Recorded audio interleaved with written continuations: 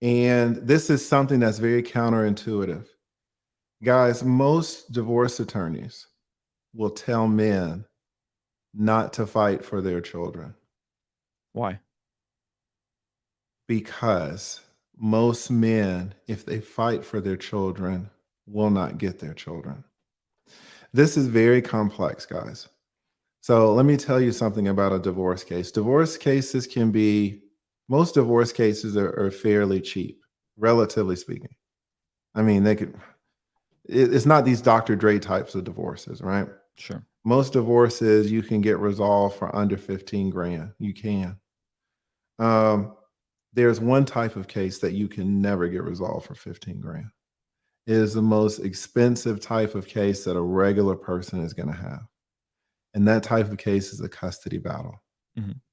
And when you talk about custody battles, those things can get easily 35, 50, 75, 115.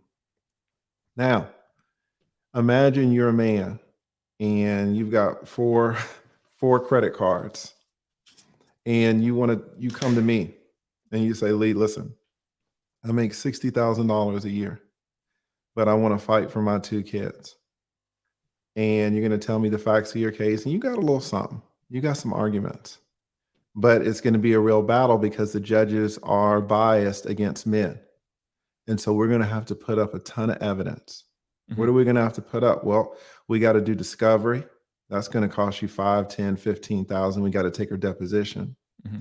But then we also need to get the kids some counseling. And we need to get some experts on the case. We need to get the psychiatrist. We need to get the kids evaluated. We need all their reports. We need for these experts to show up to court. Mm-hmm. And so you can make $60,000 a year, and I can run up your bill to 80 grand, which you cannot afford. Mm-hmm. Mm-hmm. So I have to tell you, I have to say, listen, you got a little something.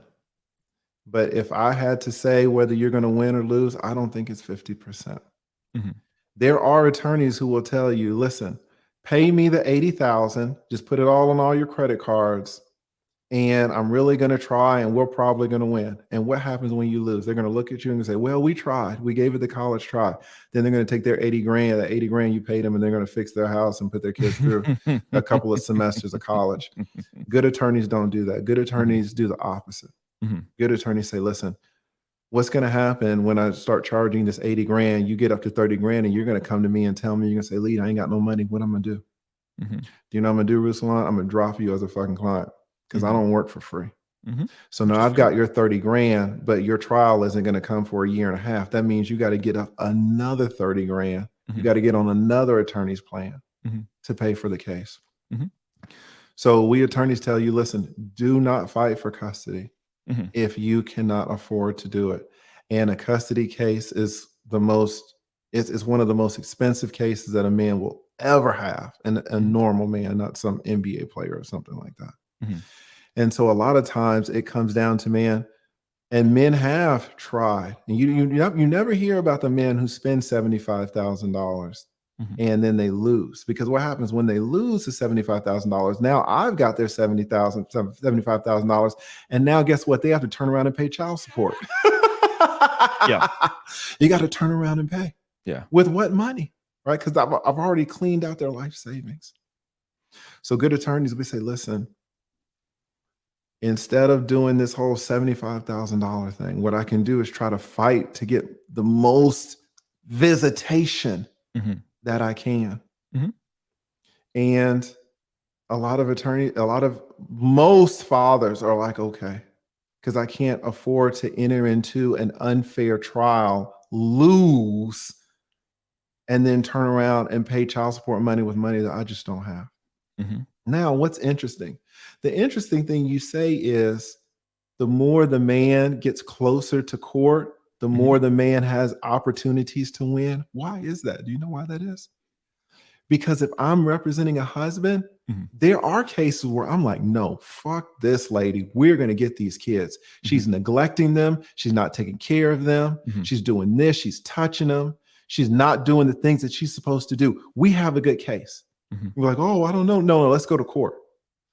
The cases that go to court are the strongest cases. Right. You're thinking that the cases that go to court are equally strong as the cases that don't. And that's where you're missing.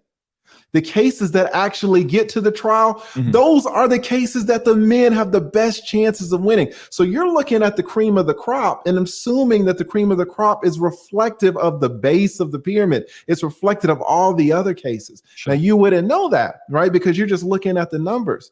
The numbers don't tell you which are the strongest cases and which are the weakest cases. Right. Well, assuming that the strongest cases, the men are even acting towards wanting custody, 50-50 custody or full custody.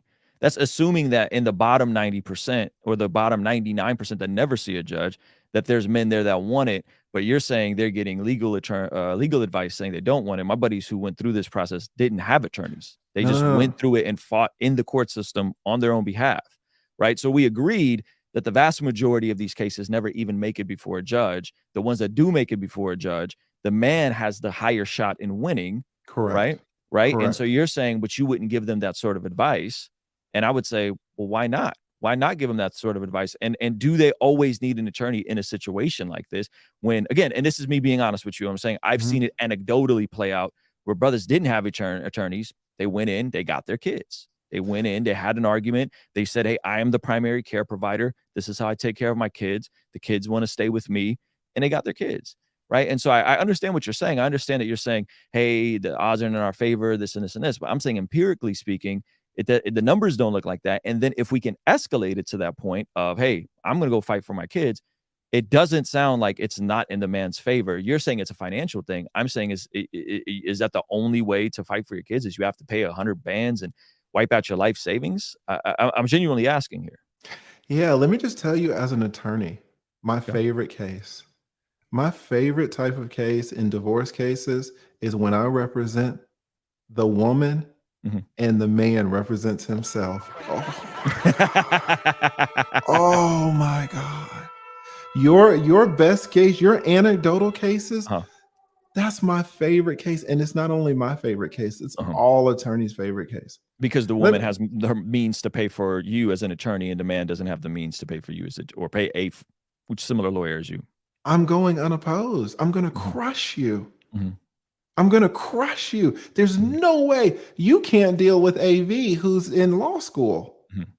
Like a regular person can't go up against a law school student. And I've graduated law school, passed the bar, and been practicing for 20 years.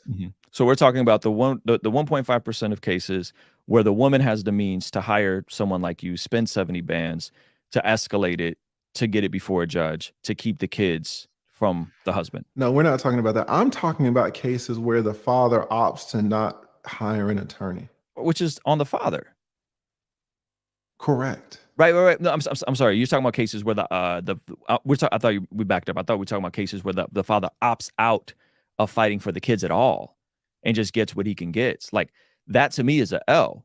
You know, this, like, if you want to be in your kid's life, you have to actively pursue being in your kid's life by any means necessary. Wrong. This is so wrong. I'm so glad you're saying this. This is so wrong. You have no idea how many men's lives have been destroyed financially trying to fight for something that you're not going to get.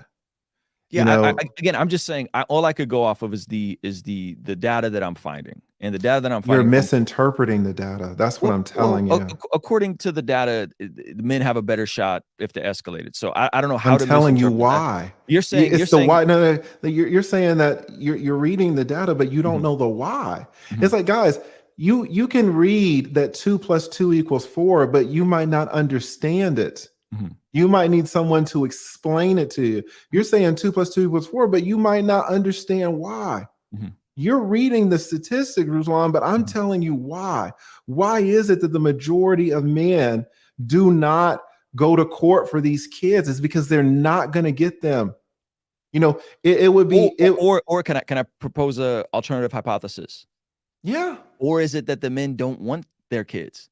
Or is it the men aren't the primary care provider? Or is it the men don't have the emotional capacity to fight for their kids? Or is it because the men have moved on and maybe the man practiced hypergamy, found a younger, hotter wife, and they're ready to start a new family? Why are we not going to acknowledge that those scenarios happen? I see those happen a lot. I see a lot of single mothers around here that would love for the father to be in the picture, but the dad's checked out. The dad's moved on. Like, where's the responsibility on the men on this situation? I understand that the court system's not fair. You're way more astute to that. That's your line of work, your expertise. I'll defer to you. But I'm saying we can't say that all men always want their kids and always get a bad shot from the court system. It's hard for me to wrap my brain around that. Personally, anecdotally speaking, knowing multiple single dads, and also from the data that I'm seeing. Yeah, you're misinterpreting the data, and I think we haven't really talked about this, but it's true. There are men who do not like their kids. There are men who don't want to spend time with their kids. There are men who don't want to pay for their kids. There are men who don't want to see their kids. I represented all these men. Can you give me a percentage if you're talking generally speaking from your experience? Let me finish for a second, because this is very important. Because you want to talk about, all these men not doing stuff. But it's interesting that you don't talk about the other side. Maybe you don't know. Let me finish. I just said that on the front end, that my buddies took full custody of their kids. And what did you say? You said that the women, they didn't use drugs or anything like that. So you're not talking about it. That doesn't mean they were the most competent mothers either. If you could let me finish, maybe you could hear. You're talking about these two gentlemen that won custody of their kids with no attorneys, and the mother weren't on drugs or anything. That's what you said. Let me tell you something about the other side, which you don't want to talk about. There are some shitty moms, of course, and I know that because I've represented them. Of course. There are moms that have physically abused their kids. There are moms that are abandoned their kids. There are moms that neglect their kids. Yes. And so if you have shitty fathers, then guess what you also have? Since fathers are humans, guess what mothers are? Mothers are humans too. So you have shitty moms. So if you have shitty moms and you have shitty fathers, why is it that 90% of the women have primary custody when the moms are shitty too? This is what you need to analyze when you're looking at your numbers. Guys, if you don't really practice in the space, you just look at the numbers, you have no idea what you're looking at. You're like, why is it? Why is it if men and women can be equally good or equally bad? You would think that the numbers would be more 50-50, wouldn't you? Obviously, there are shitty moms, but why is it that 90% of the moms get primary custody?